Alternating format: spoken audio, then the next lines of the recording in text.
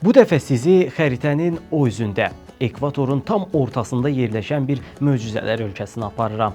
Bura meşələrin dərinliyində, müqəddəs ağacların kölgəsində yaşayan qədim qəbilələrin, min illik dinlərin və təbiətin heyrətamiz harmoniyasının vətənidir. Söhbət sadəcə Balidən getmir. Bu dünyanın ən böyük ada dövləti İndoneziyadır. Hazırsınızsa, gəlin birlikdə bu egzotik torpağın sirlərini kəşf edək.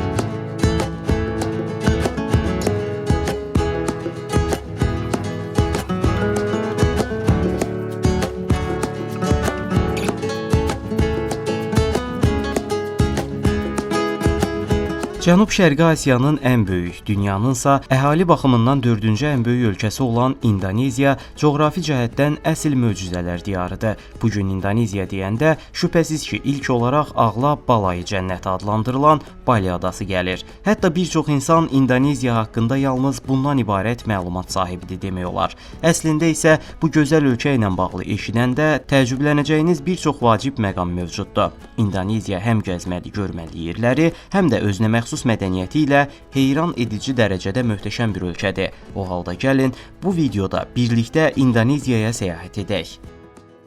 Tarix boyu aktiv ticarət yolları üzərində yerləşən İndoneziya bu baxımdan böyük əhəmiyyətə sahib olub. Xüsusilə Hollandlar İndoneziyanı təşkil edən adalarda geniş ticarət şəbəkələri quraraq inzibati və hərbi sistem vasitəsilə bu ölkəni müstəmləkəyə çeviriblər. Hətta 1800-cü illərdə İndoneziya birbaşa Hollandiya Krallığının idarəsinə verilmişdi.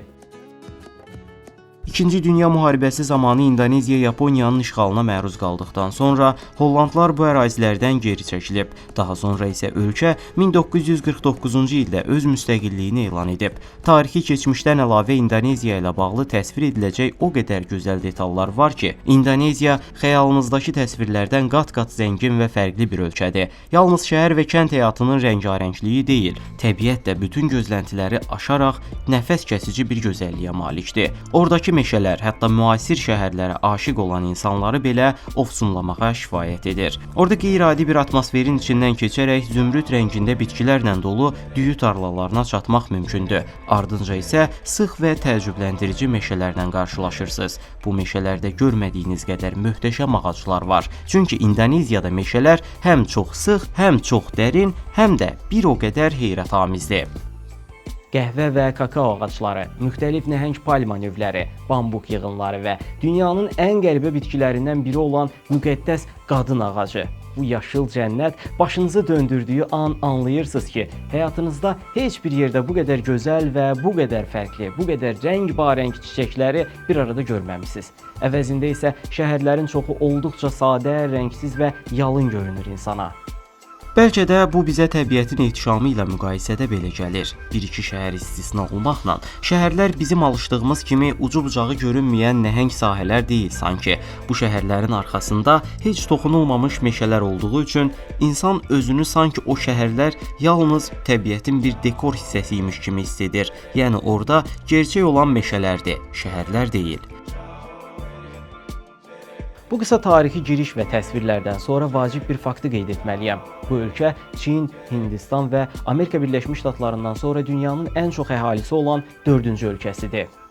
Baxmayaraq ki, xaricə miqrasiya nisbəti olduqca yüksəkdir. Buna rəğmən ümumi əhali sayında böyük dəyişikliklər olmur. Belə ki, son 40 ildə İndoneziyanın əhalisi 2 dəfə artıb. Bugün isə əhalinin sayı təxminən 278 milyon nəfər civarındadır. Üstəlik, bu insan kütləsinin 165 milyonu 30 yaşdan aşağı gənclərdir. Buna görə də İndoneziya dünyanın ən çox gənc əhalisi olan ölkəsi sayılır. Papua, Yava, Bali, Sumatra kimi bölgələri əhatə edən 8 əsas regiondan ibarətdir və 17 mindən çox adanı özündə birləşdirir. Yəni dünyanın ən böyük ada dövləti olduğunu demək mümkündür. Başqa sözlə Cənub-Şərqi Asiya, Hind okeanı və Sakit okean arasında yerləşən arxipelag dövlətidir. İndoneziyada bu qədər çox ada olmasına baxmayaraq ən məşhuru Bali adasıdır.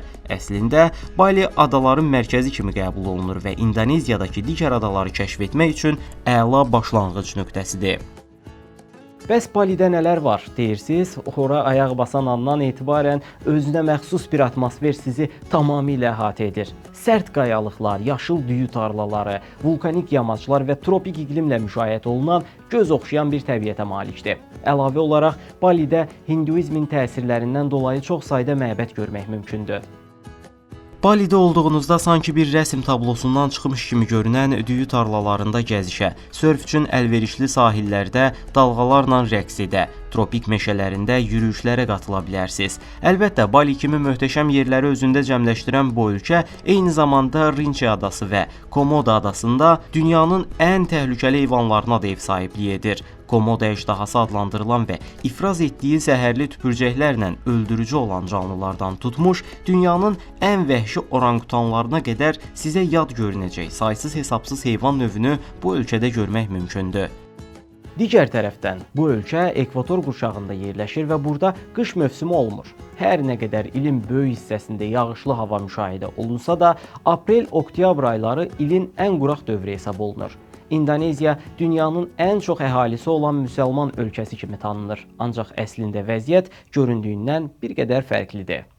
Belə ki, dini inanclar adadan adaya fərqlənir. Əvvəlki illərdə İndoneziyada yerləşən bir çox ada və kəndlər missionerlər tərəfindən ziyarət edilərək xristianlığa çevrilib. Daha doğrusu, qədimdən qalma bütpərəst inanclar xristianlıqla qarışdırılıb desək daha doğru olar. Ölkədə istisna təşkil edən yeganə yer isə Balidir. Əvvəl də qeyd etdiyim kimi, burada əsasən Hindu dini geniş yayılıb. Bəs bu qədər fərqli inanca ev sahibliyi edən bu ölkənin insanları necə bir həyat yaşayır? Əslində, İndoneziya hələ də müasir texnoloji həyatdan uzaq icmaların yaşadığı bir ölkədir. Yəni, bəli, ölkədə müasir şəhərlər və adalar var, amma eyni zamanda texnologiyadan tamamilə uzaq şəkildə yaşayan ibtidai tayfalar da mövcuddur. Xüsusilə Sumatra meşələrinin qərb hissəsində onlarla qəbilənin yaşadığı bilinir. Hətta dünyada mövcud olan 100-dən çox qəbilədən 44-ü İndoneziya sərhədləri daxilində yerləşir. Qəbilələrin bu qədər çox olması nəticəsində ölkədə danışılan dillərin sayı da xeyli çoxdur. Rəsmi dil İndonez dili olsa da, adalarda 700-dən çox dil və ləhcə istifadə olunur. Təkcə Papua şəhərində belə 200-dən artıq dil danışılır. İnsanlar burada əsasən düyü ilə qidalanırlar. Düyü bu ölkədə əvəzolunmaz bir qidadır. Demək olar ki, hər yeməyin yanında mütləq düyü yeyilir. Torpaqlarının cəmi 8%-i əkin üçün yararlı olmasına baxmayaraq, ölkədə xeyli miqdarda düyü yetişdirilir. Amma əhali çoxluğuna görə daxili tələbat tam qarşılanmaya bilər. Bundan əlavə insanlar burada çay, qəhvə, şəkər qamışı və soya paxlası da becərirlər. Təbii ki, bu qədər böyük ölkəni təkcə kənd təsərrüfatı məhsulları ilə ayaqda saxlamaq mümkün deyil. Əsas istehsal neft və təbii qazdan gəlir. Məhz bu sektorlarla bağlıdır. Bəs gəlin görək, mükəmməl təbiətə sahib İndoneziyaya necə səfər edə bilərik? Təəssüf ki, Azərbaycandan İndoneziyanın paytaxtı Jakartaya və ya məşhur turizm adası Baliyə birbaşa uçuş yoxdur. Amma bir və ya iki transferlə getmək olur. Yay aylarında 850-1300, mövsümdən kənar isə 650-900 dollara gediş-dönüş bileti əldə etmək olar. Qiymətlər hava yolu şirkətinə, transfer sayına və bileti nə vaxt aldığınıza görə dəyişir. Bir üstünlük də var ki, Azərbaycan vətəndaşları üçün İndoneziyaya viza rejimi sadələşdirilib. Yəni gəlişdə viza almaq mümkündür. Qiymət təxminən 35 Amerika dollarıdır. Əgər getsəz, nəzərə alın ki, ölkədə nəqliyyat əsasən BMOS adlı kiçik sarı avtobuslarla və ya Blue Bird taksi adlandırılan göy rəngli, quş emblemi olan rəsmi taksilərlə həyata keçirilir. Çünki digər nəqliyyat vasitələrində turistlər aldadıla və maddi ziyana uğraya bilərlər. Qidalanmaq üçünsə nasi goreng adlanan bir növ noodle yeməyi olan milli təamları var. Gedərkən dadmağınız tövsiyə olunur. Əlavə olaraq, ora səfər etdiyiniz zaman bazarlarda düyüdən hazırlanmış suvenirlər, taxtadan oyma fiqurlar, tekstil məhsulları ilə qarşılaşırsınız. Bundan başqa, ölkə çay və qəhvə istehsalçısı kimi də tanındığı üçün turistlər oradan müxtəlif çay və qəhvə növləri ilə geri dönürlər. Əgər yaşıllığa və təbiətə aşiqsinizsə və şəhər həyatından bezmisinizsə, fikrimcə bir gün mütləq İndoneziyaya səyahət etməlisiniz. Çünki orada əl dəyməmiş yaşıl təbiət və səmimi, mehriban, gözləri çəkic insanlar sizi gözləyir.